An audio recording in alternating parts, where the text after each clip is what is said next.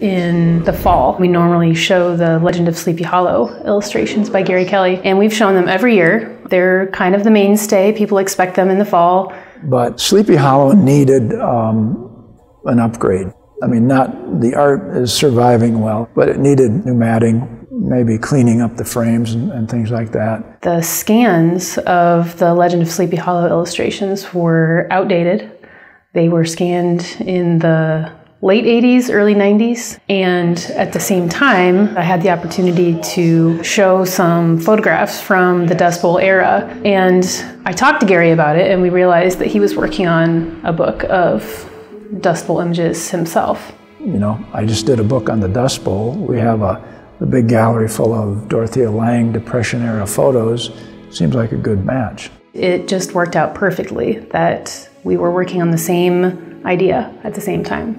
So we took this opportunity of not showing the Legend of Sleepy Hollow illustrations to have them rescanned, and now you can find them online in a virtual exhibit, so you're not missing out this year.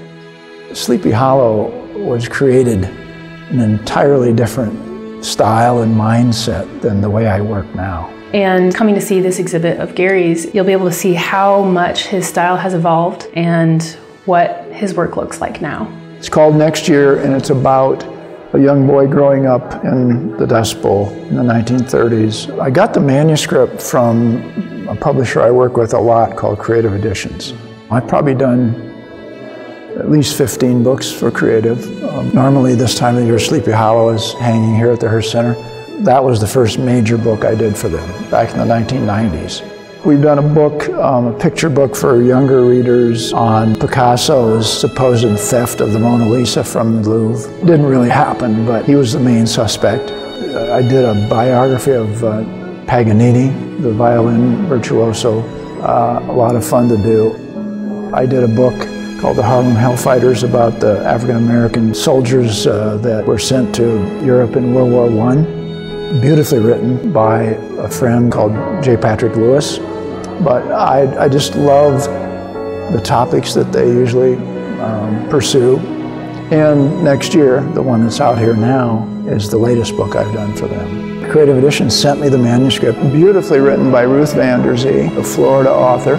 When I saw the manuscript, I knew right away I wanted to do the pictures because of the way she writes. The text is fairly sparse, and it gives me a lot of room to fill in the blanks with my pictures, which is what I love to do. I thought, I can do this. This can be really great. This can be really fun.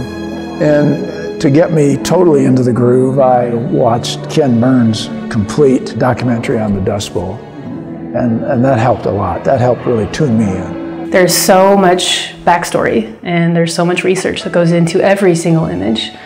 For example, he has an image of a kitchen and all the dust that's on the floor, and you see an upturned bowl on a plate.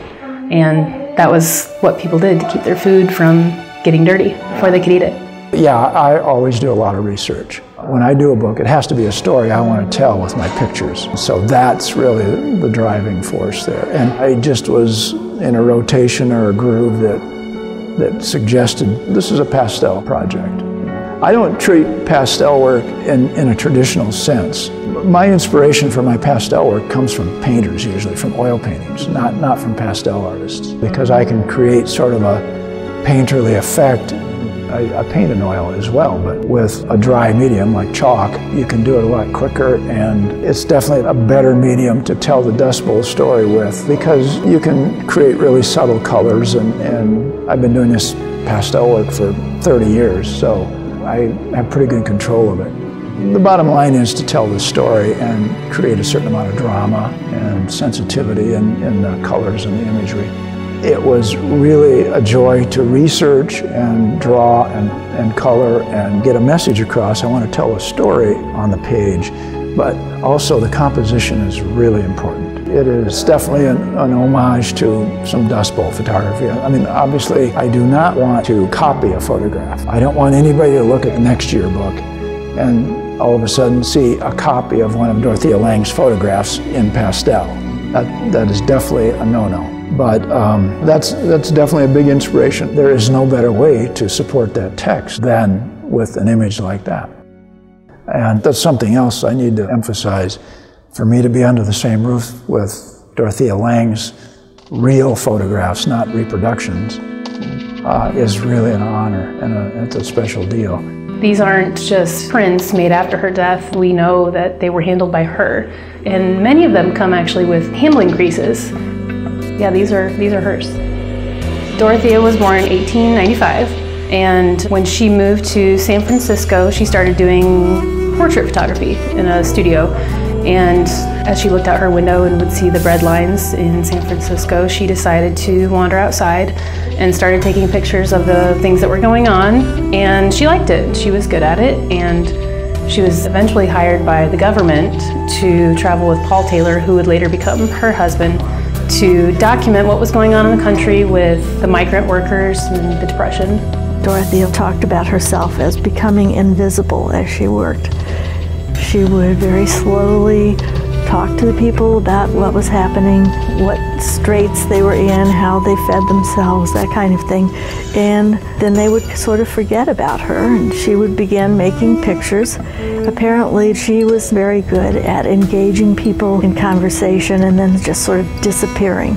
So Dorthea would take a photograph of someone in the conditions that they were in, and then Paul would get them speaking, and they were very careful to write down exactly what the people would say about their life or whatever they wanted to talk about. And it's interesting when you think about the trend of Humans of New York or things like that, where we're so interested in people's everyday life. We think of that as expected now, of that kind of documentary creative work. And Dorthea was one of the first people to do that and to show the details, and not only were they important to show the indications of what the economy was like, but to also show that they could be beautiful. And the humanity that she gave those people and showed how much was taken away from them. Regular people trying to get by, black and white photos always. And she is one of the most famous photographers in American history, I think. You know, a lot of different things came out of this work. Our expectations have changed. The woman who became migrant mother, who's known all over the world. She saw this woman, Florence Thompson, with several small children, a teenage daughter and some younger children. And there's a series of pictures showing Dorthea working her way up to her. Gradually, she gets closer and closer, and then makes the famous photograph. That was used as propaganda in many different countries, and the faces were just changed to reflect those cultures. And I'm still in awe every morning when I come in and see her in the gallery that we have that here at Cedar Falls. I mean, it's a special exhibition. It's amazing. I'm talking about Dorthea Lange. I'm just happy to be in the same building. And I'm extremely thrilled to be here with her work. And it's a major, I think it's a very important exhibition for us to have here.